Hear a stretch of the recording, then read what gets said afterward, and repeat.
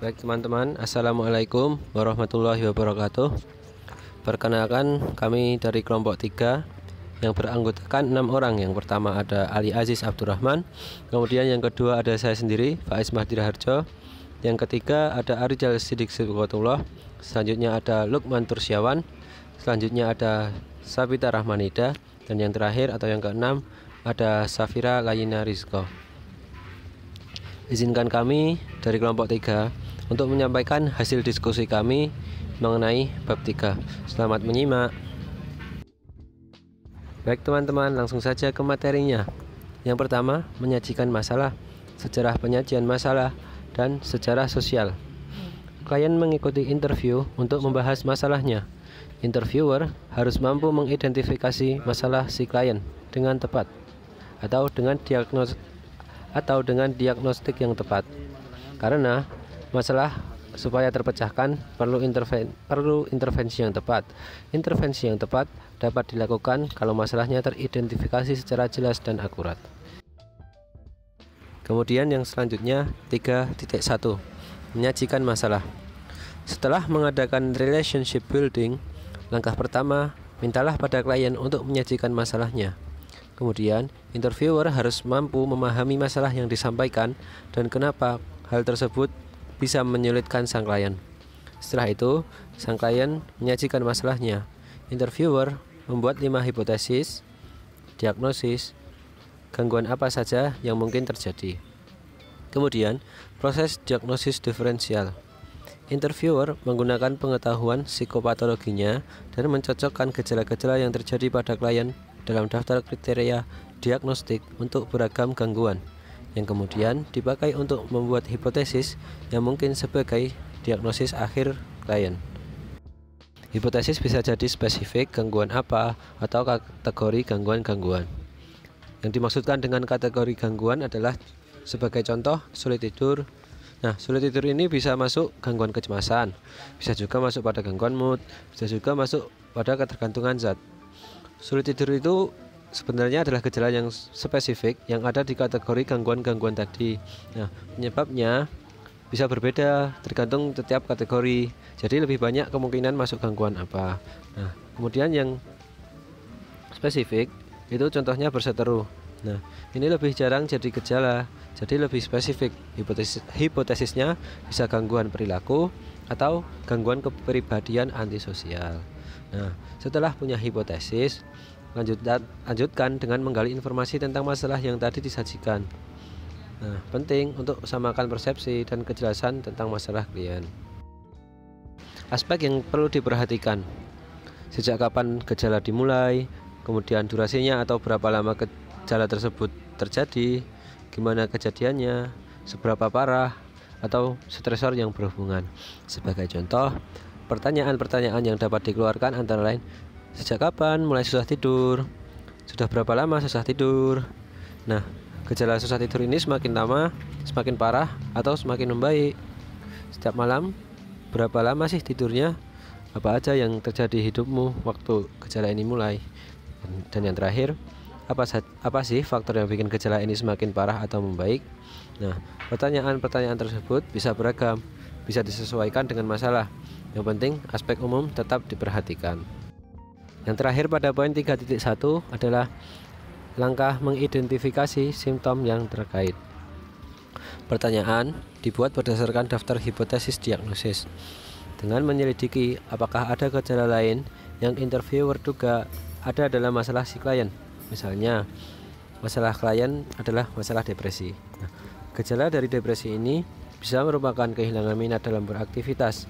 Nah, gejala yang ditemukan tersebut yaitu berupa kehilangan minat dalam beraktivitas itu diasesmen lagi menggunakan aspek yang sama seperti tadi, yakni kapan dimulainya, durasinya, jalannya, parah tidaknya. Kemudian dirangkum lagi kayak tadi, dirangkum lagi semua info dan dibacakan ke klien lagi, kemudian diverifikasi lagi oleh klien. Nah, klien juga diminta untuk menambahkan beberapa detail tentang suatu kejadian.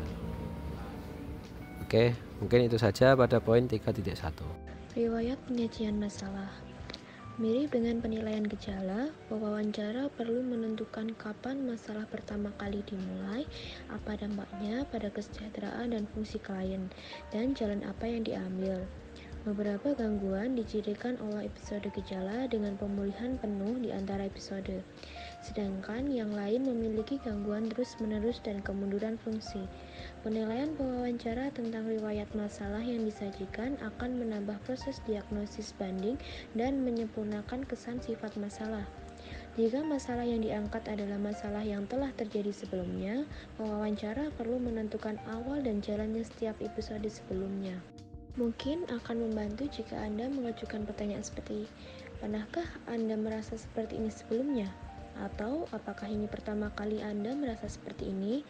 Jika episode sebelumnya dilaporkan, seseorang seringkali dapat memperoleh informasi tentang permulaan, durasi, dan khusus hanya dengan menanyakan tentang episode. Ceritakan tentang itu, karena klien baru saja menjawab pertanyaan tentang faktor-faktor ini. Jika tidak, mungkin perlu untuk meminta informasi spesifik yang diperlukan untuk mengevaluasi episode sebelumnya. Investigasi hipotesis diagnostik. Hipotesis dengan gangguan tidur seperti insomnia primer, gangguan mimpi buruk, dan apnea tidur dengan gejala kesulitan untuk tidur atau tetap tertidur, mimpi buruk, mendengkur keras dan tidak teratur. Dengan pertanyaan, berapa lama waktu yang Anda butuhkan untuk pergi tidur? Apakah kamu sering terbangun sepanjang malam? Apakah kamu sering bermimpi buruk? Apakah ada orang yang memberitahumu bahwa kamu menunggu dengan keras? Selanjutnya, gangguan kecemasan, seperti kecemasan umum, gangguan stres akut, gangguan pasca trauma, gangguan stres, dengan gejala kekhawatiran yang berlebihan tentang jumlah masalah, mati rasa atau detasemen, trauma ingatan berulang. Dengan pertanyaan, apakah Anda khawatir dengan segala hal? Apakah Anda merasa seperti Anda mati rasa secara emosional? Apakah Anda terganggu dengan peristiwa yang mengerikan? Selanjutnya, gangguan suasana hati, seperti gangguan depresi besar, gangguan bipolar, distimia, sisotimia, dengan gejala suasana hati tertekan, kehilangan minat dalam kegiatan, dan suasana hati yang meningkat. Dengan pertanyaan, bagaimana perasaanmu? Apakah Anda kehilangan minat pada banyak hal yang dulu kamu nikmati? Apakah kamu merasa di puncak dunia? Yang selanjutnya, penyalahgunaan zat atau ketergantungan. Dengan gejala penggunaan suatu zat, toleransi, penarikan, atau penggunaan kompulsif. Dengan pertanyaan, berapa banyak yang kamu minum, obat apa yang kamu pakai, apakah Anda harus menggunakan lebih banyak untuk merasakan efeknya, apa yang terjadi jika Anda berhenti menggunakan. Yang terakhir, adjustment disorder dengan suasana hati atau kecemasan depresi. Dengan gejala suasana hati tertekan dan kegugupan. Pertanyaannya, bagaimana perasaanmu? Apakah Anda merasa gelisah atau gugup? Selanjutnya mengenai sejarah sosial. Ada banyak bidang riwayat sosial klien yang akan dinilai, termasuk tonggak perkembangan, fungsi sosial dan seksual, keragaman, pendidikan, kejuruan, hukum, keluarga, penggunaan narkoba, trauma, dan riwayat medis. Untuk menerapkan metode biografis dalam mengumpulkan sejarah sosial, pewawancara menandai transisi dengan pernyataan pengantar dan pernyataan seperti, "Oke, sekarang saya perlu memahami beberapa informasi latar belakang. Ceritakan tentang masa kecil Anda," atau "Ayo kembali sedikit sekarang ke masa kecil Anda, kapan dan di mana Anda lahir." Pewawancara harus mengingat daftar hipotesis diagnostik untuk memastikan untuk mengumpulkan informasi yang relevan dengan masing-masing hipotesis dalam riwayat sosial klien. Slide 12. Jadi tonggak perkembangan. Pewawancara dapat menanyakan tentang kesulitan yang dialami ibu klien selama kehamilan dan seterusnya. Poin kedua adalah keterlambatan dalam perkembangan bicara. Jika ada, harus dinilai lebih lanjut. Apakah itu masalah membentuk vokal, kecerdasan bicara, bentuk kalimat, atau hilang kemampuan bicara. Seperti itu. Kemudian tanyalah tentang toilet training ya. Jadi kapan dia dilatih itu, bisa nggak, ada ketemu masalah nggak, Nah, selain toilet running juga tanyakan apakah perilaku menenangkan diri atau objek transisi selama masa anak-anak. Nah, di bagian ini contoh pertanyaan yang bisa ditanyakan itu pertama, apakah ibu Anda pernah memberitahu Anda tentang masalah apapun selama kehamilan atau persalinan dengan Anda? Tahukah Anda jika Anda duduk, merangkak, dan berjalan pada waktu biasa? Apakah Anda ingat ada orang yang memberitahu Anda tentang pelatihan toilet atau tempat tidur mengompol? Apakah Anda ingat mereka mengatakan sesuatu tentang Anda belajar berbicara? Apakah Anda mengetahui adanya masalah kesehatan atau perkembangan pada masa kanak-kanak Anda? Apakah Anda ingat ada orang yang pernah memberitahu Anda sesuatu yang tidak biasa tentang Anda di awal perkembangan masa kanak-kanak? Riwayat penyajian masalah. Mirip dengan penilaian gejala, pewawancara perlu menentukan kapan masalah pertama kali dimulai, apa dampaknya pada kesejahteraan dan fungsi klien, dan jalan apa yang diambil. Beberapa gangguan dicirikan oleh episode gejala dengan pemulihan penuh di antara episode, sedangkan yang lain memiliki gangguan terus-menerus dan kemunduran fungsi. Penilaian pewawancara tentang riwayat masalah yang disajikan akan menambah proses diagnosis banding dan menyempurnakan kesan sifat masalah. Mungkin akan membantu jika Anda mengajukan pertanyaan seperti, pernahkah Anda merasa seperti ini sebelumnya? Atau, apakah ini pertama kalinya Anda merasa seperti ini?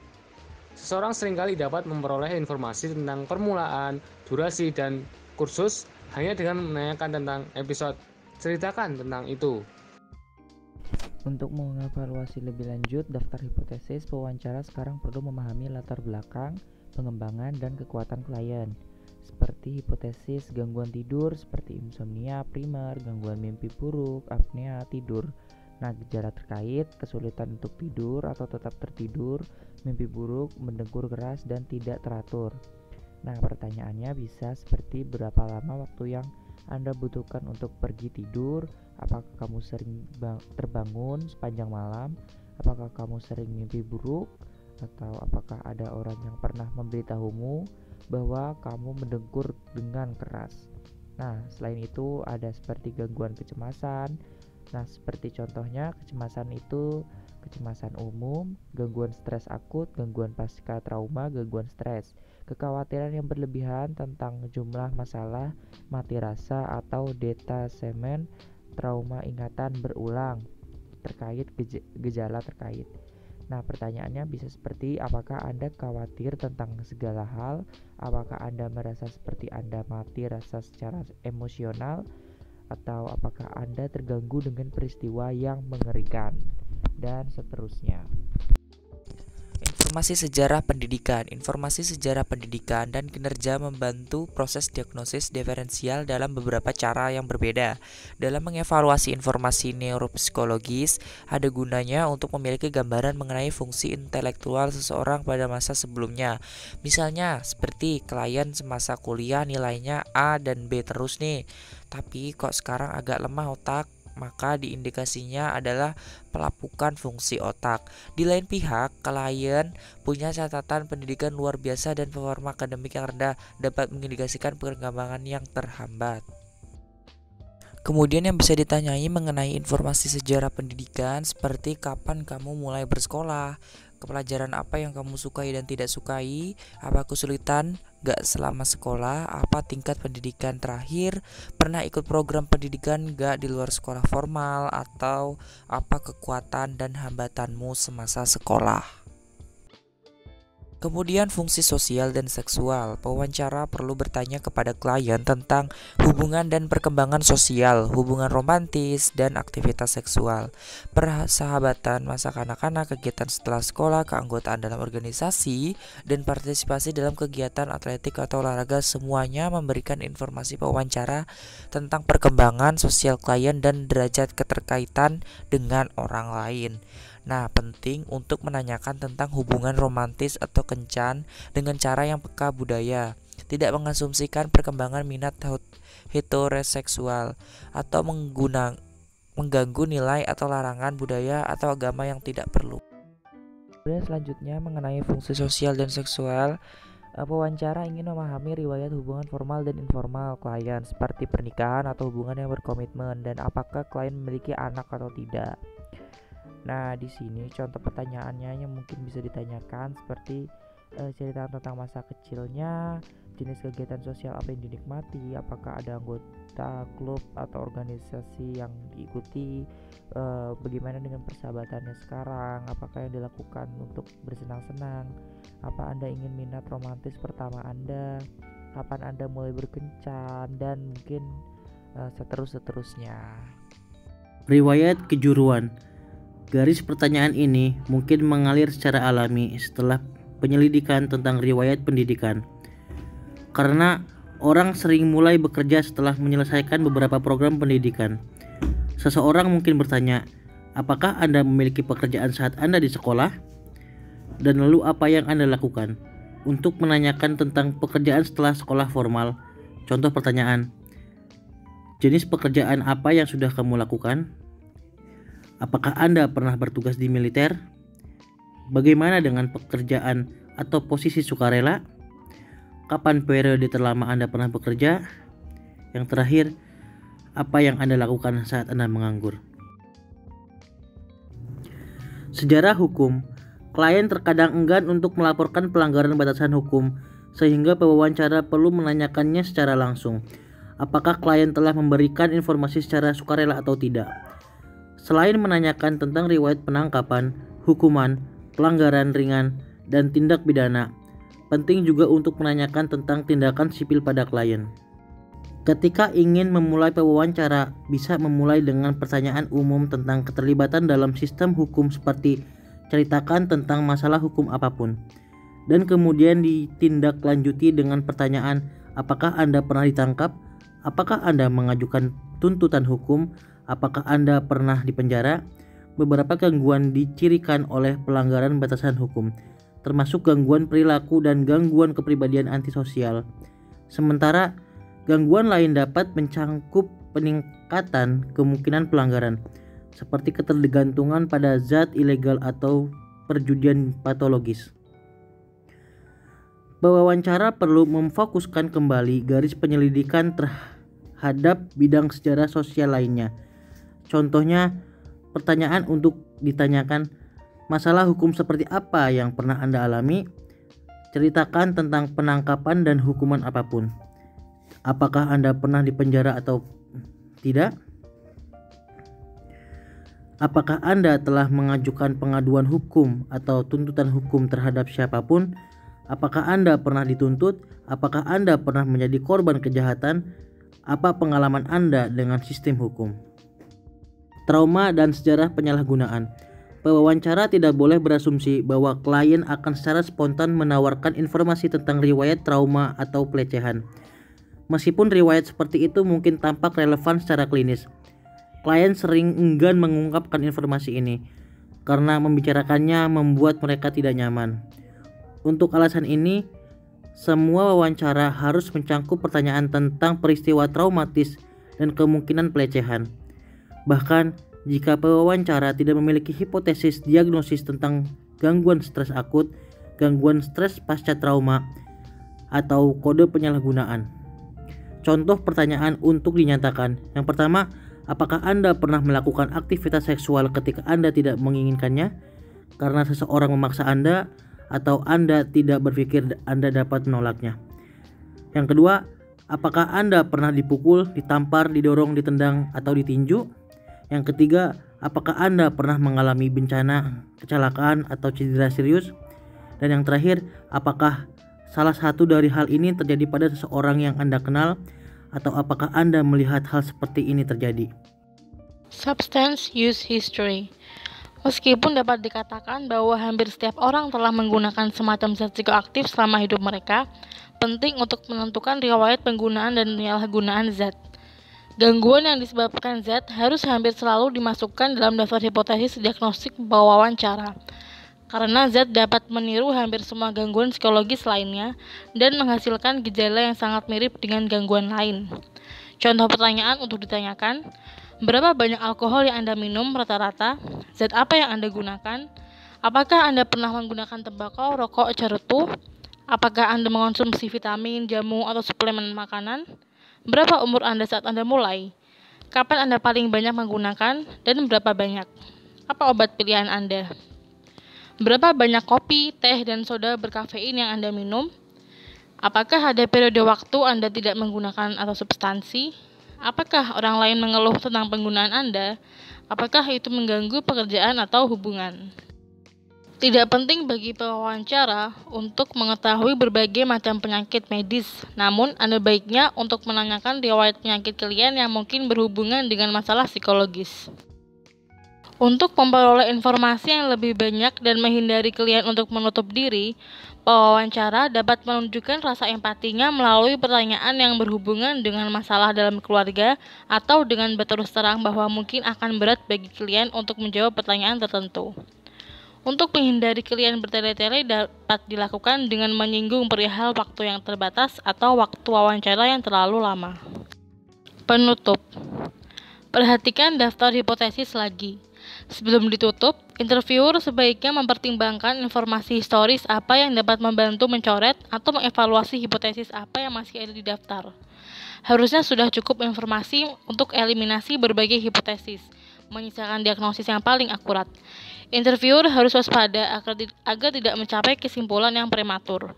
Untuk mengantisipasi adanya informasi penting yang terlewat, di akhir interview lontarkan pertanyaan seperti, apalagi yang sebaiknya saya tahu mengenai Anda, apakah sudah tercover semua, apalagi yang ingin Anda sampaikan. Akhir kata, mengevaluasi masalah yang dikemukakan klien, riwayat masalah yang dikemukakan, dan sejarah sosialnya membentuk sebagian besar wawancara diagnostik.